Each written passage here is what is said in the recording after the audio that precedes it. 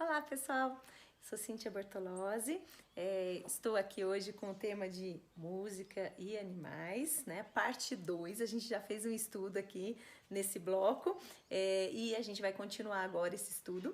Eu faço parte do Instituto Coral por Amor, da equipe de organização do Cantáguas, né?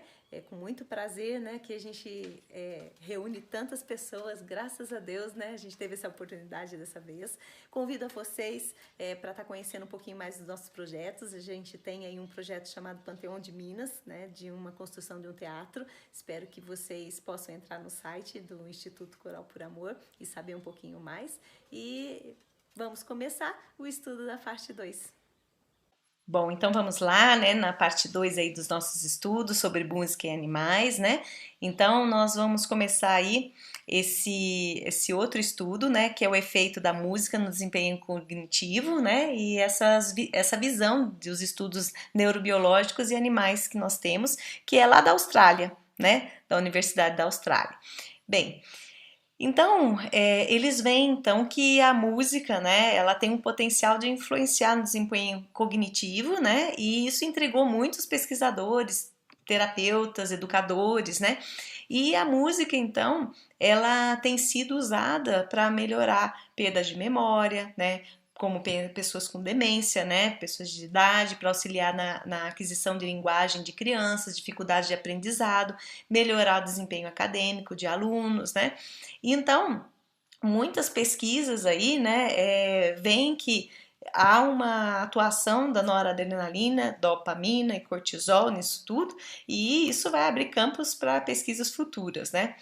Bom, então a gente está falando isso porque isso vai se estender, isso se estende para os animais também, né? E esse treinamento musical que a gente pode fazer, isso pode também ser feita com os animais. Mas vamos ver o que envolve um treinamento musical, né? Envolve tempo, que a gente gasta para isso, disciplina, uma coordenação, um ajuste de coordenação, também sensorial e motora, memorização extensa, né, atenção, visualização espaço-temporal, o orgulho nas realizações e desempenho, né, exploração de emoções e também o trabalho de equipe. Então, o que foi notado? Que isso, né, fora que desenvolve discriminação de tom e de ritmo, ele molda, ele faz com que o cérebro, né, tenha uma plasticidade. Né? Então, o que é isso? Né? As áreas do córtex cerebral, né, eles vão estar melhorando, né? E os indivíduos que fazem esse treinamento musical, eles até têm anatomicamente uma alteração, né? Por exemplo, músicos que eles começam a estudar antes dos 7 anos, né? Eles têm até um aumento do corpo caloso. Isso a doutora Nara falou na palestra de ontem. E se vocês quiserem aprofundar, seria muito bom que vocês dessem uma estudadinha lá também, que ela colocou muitos trabalhos sobre isso, tá bem? E o que eu vi que eu achei muito importante a gente comentar é que tudo isso, esse aprimoramento cognitivo, quando associado à emoção, aumenta muito a excitação fisiológica e liberação de neuroquímicos, como catecolamina e corticoides. Então, por isso eu pus o nosso coral, né, Por Amor e Rosa Bortoni juntos, né, porque é o que a gente faz, né, pessoal? A gente está num festival de corais que junta tudo isso que a gente acabou de falar. Então, não preciso falar, né, do resultado que dá no nosso corpo físico, no mental, no emocional e espiritual também, né? Por que não, né? Bem, então, o que eles viram, né, que há muitas semelhanças, né, dos animais e humanos nessa processamento de sons complexos, né? Então, por isso eles falam aqui sobre de compartilhar, né, pesquisas com animais e trazer para a psicologia musical humana, né? Então, é mais fácil a adesão, né, de trabalhos com animais, por quê? Porque os animais, eles não têm muita variação como no grupo humano, porque os animais, eles não têm preferência musical, então treinamento anterior, conhecimento de música, né, temperamentos, né? Então, os animais eles não têm essas coisas que dificultam as pesquisas, né? Bom, e a outra vantagem de se estudar, né, sobre o que a música faz, né, nos corpos, né, em animais, é porque também o estímulo auditivo dos animais, ele é mais facilmente desconstruído, né, do que nos humanos. E aí, também a gente pode fazer estudos mais rigorosos, mais sistemáticos, criteriosos do que quando a gente faz com grupos humanos, né?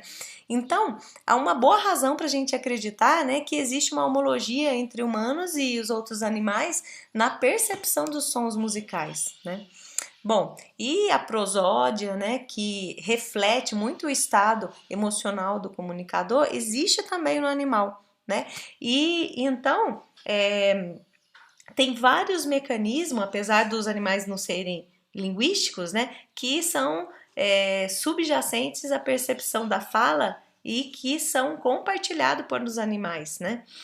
Bom, e não há dúvida então que os animais eles são capazes de perceber vocalizações específicas de espécies complexas, sabe? Bom, então a faixa de frequência, isso é uma coisa que a gente tem que fazer um estudozinho aqui, de sensibilidade do humano é cerca de quatro e nos cães, né, essa faixa de sensibilidade é muito mais ampla. Nas aves, né, a gente tem essa sensibilidade mais ou menos comparada com a do humano, né? Então, os pássaros, né, eles também podem distinguir notas, né, com apenas 5 milissegundos, enquanto que os humanos, eles precisam de 12 a 50 milissegundos para conseguir discernir. Eles têm maior sensibilidade à pressão sonora do que os humanos. Então, isso são as diferenças, algumas diferenças que a gente está vendo agora, tá? E os animais, eles percebem sons musicais de forma muito semelhante aos humanos, né? E aqui a gente tem um trabalho, né, onde que demonstra que os neurônios auditivos de gatos, né, anestesiados, eles respondem ao contorno tonal, ou seja, ao estímulo. Os humanos e os animais, eles reconhecem, né, as estruturas de frequência, tanto de intensidade quanto de tempo, né, da música. E essa é a metodologia que foi criada, foi com os pássaros, né, chamado estorninhos, né? E como é que era essa pesquisa? Eles usavam discos, né, para demonstrar a discriminação dos sons, né?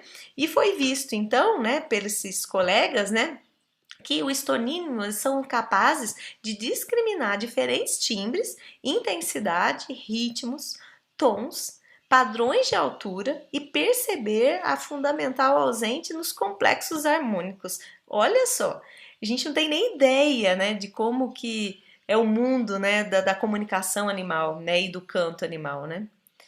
Bom, e os estorninhos, eles não reconheciam intervalos maiores que usado no treinamento, isso era um fato, e isso sugere que os pássaros eles conhecem mais facilmente notas específicas do que contornos melódicos.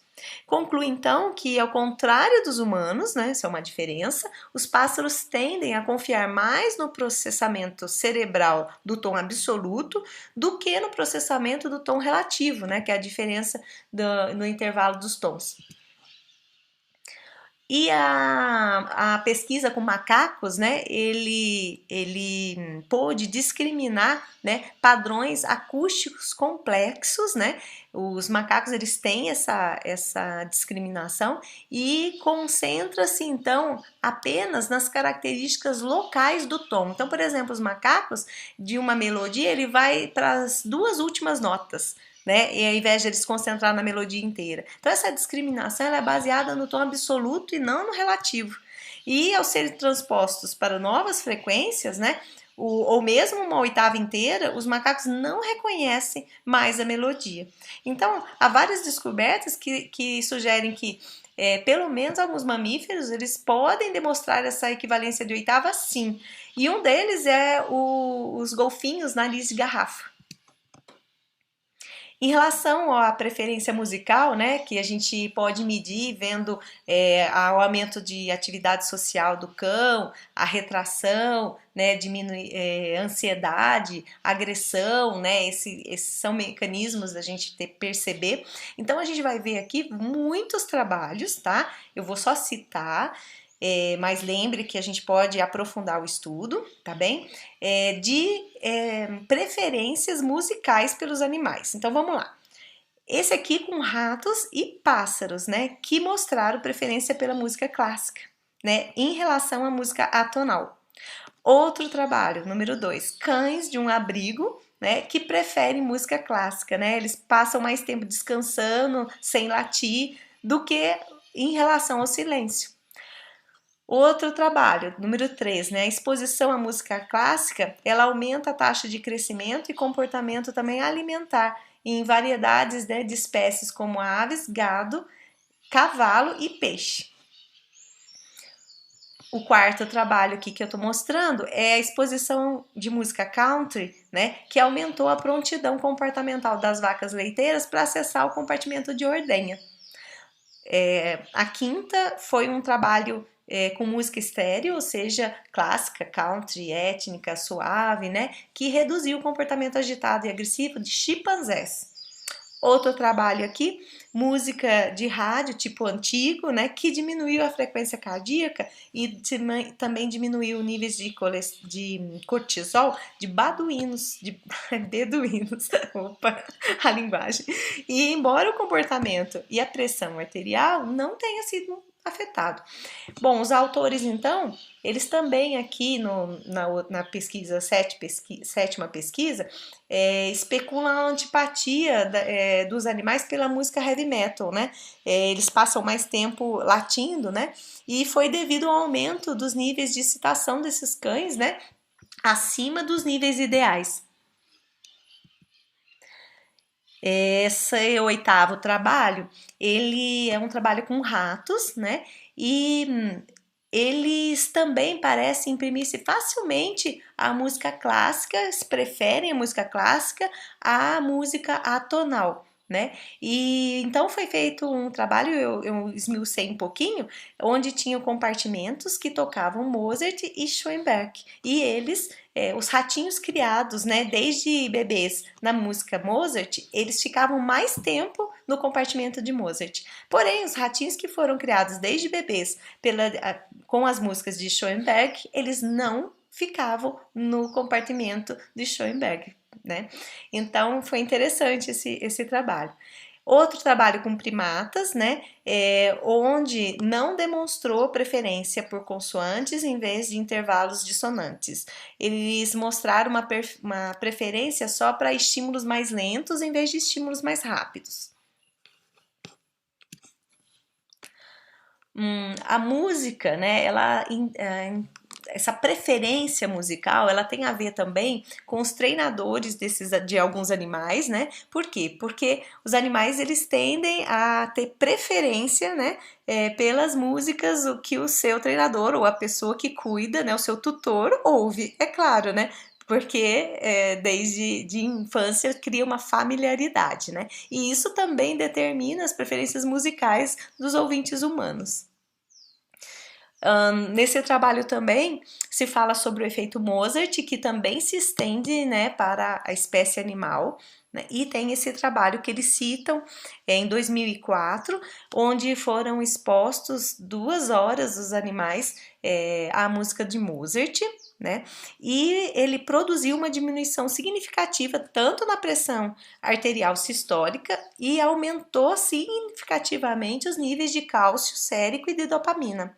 Então, os autores concluem que a música ela pode afetar sim os níveis de excitação dos animais e função cerebral por meio de mediação dopaminérgica dependente de cálcio e de calmodulina. Então, a música modifica sim neurotransmissores e também influenciam no desempenho e pode-se então argumentar que a música, ela embora indiretamente, ela afeta sim a cognição. E tem pássaros, né, que parecem ser capazes de discriminar entre as características musicais maiores. Isso foi muito interessante. Esse trabalho de 1984, de Porter, né, eles treinaram pombos para discriminar, né, músicas, né? Então eles colocaram um minutinho de peça de Bach e um minutinho dessa peça de Hindemith. E aí, o que aconteceu, né? Eles usaram cinco pombos, na verdade, e quatro eles viram que eles podiam categorizar novos trechos de compositores barrocos, né, e do século XX como pertencentes à categoria de Bach ou a categoria de Stravinsky, porque eles colocaram também, fizeram essa pesquisa com músicas de Stravinsky. Então eu achei muito interessante, coloquei isso aqui no nosso estudo, né? Então essa aparente capacidade de perceber o gênero musical, né, também foi observada em pardais Java, né? De Java. Bom, podemos concluir então que os animais, né, também percebem estilos, formas musicais, né? Então existem características como timbre e andamento, né, que diferem entre os gêneros, né? E os animais podem usar isso para fazer essa discriminação, né? No entanto, né, a capacidade de algumas espécies de pássaros indica que pode haver maior semelhança na maneira com que os animais e os humanos ouvem a música humana do que a gente supõe, né? E uma das pesquisas aqui que foram feitas, né, foi com esses passarinhos que a gente vai ver aqui, os calafates, né, ou canoros de Java, a gente vai ver aqui. Bom, então os animais eles ouvem a música, né, da mesma forma que os seres humanos, né? Então a capacidade dos animais sugere que muitos animais compartilham das mesmas habilidades perceptivas do ser humano, né? Os humanos, né, dadas experiências anteriores, associações, personalidade, cultura, eles agregam a parte afetiva, emocional à música, né? Mais do que os animais, né?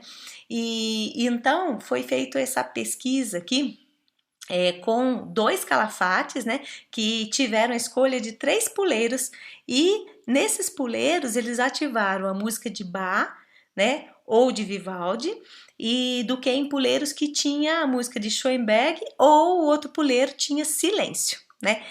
E o que foi visto, né, é que os pássaros, né, eles preferiam mais a parte de músicas clássicas do século XX. Por quê? Porque eles passaram mais tempo nos puleiros que ativavam a música de Bach ou de Vivaldi. Interessante, né, essa pesquisa.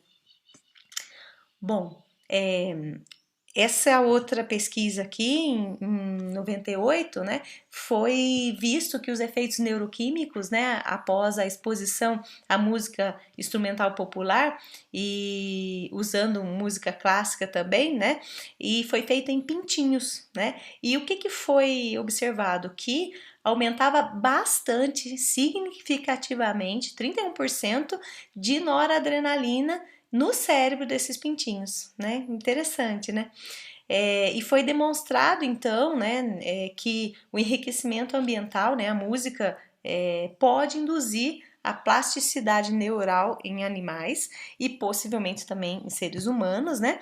E esses colegas aqui, eles falam, né, observaram mudanças neuroanatômicas nesse trabalho, no cérebro de pintinhos, né, à resposta de estímulos auditivos, né. Então eles faziam exposição pré-natal de músicas, né, e resultou então em núcleos maiores do neoestriado, do hiperestriado, ventral, médio rostal. Então pesquisa mesmo com alteração anatômica, né.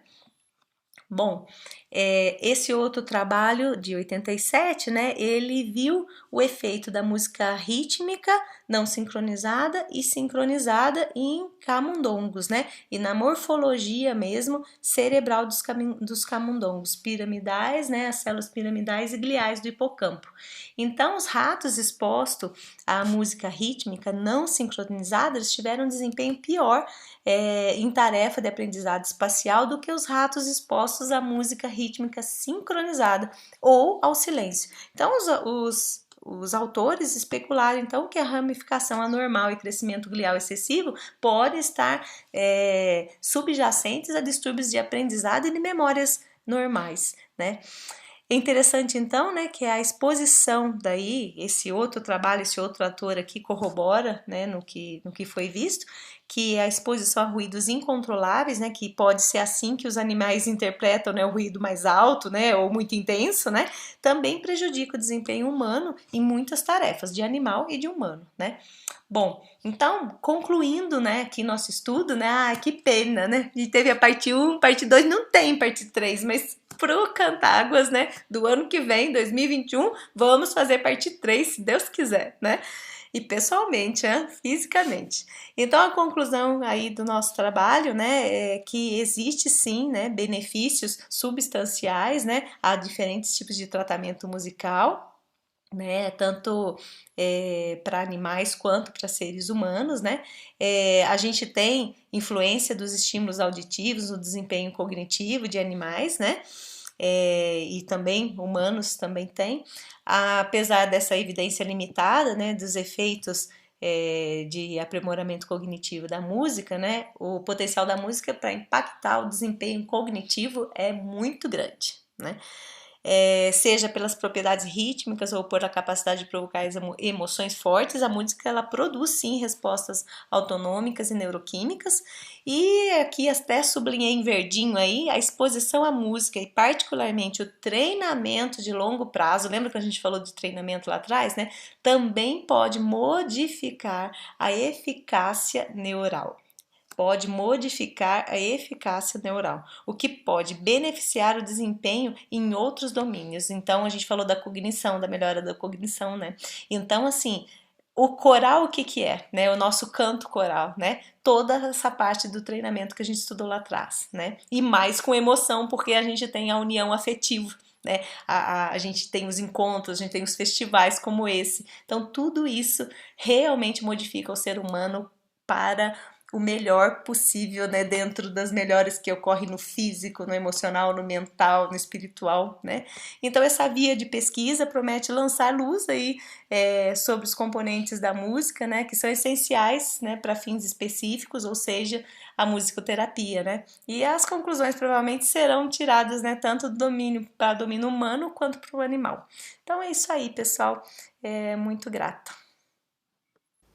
Bem, amigos, gostaria de agradecer o tempo que nós passamos estudando juntos. Espero que eu tenha contagiado um pouquinho vocês. Eu me contagiei. Eu vou aprofundar mais nesse tema, que é um tema que está iniciando as pesquisas, né? Tem muita coisa para a gente aprender ainda, compartilhar com os animais, né?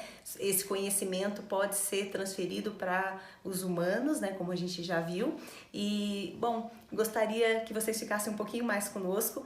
Entre no nosso site, né? Que é do Instituto Coral por Amor, né? Lá tem um projeto nosso que é o Panteão de Minas, né? Como a gente falou no início.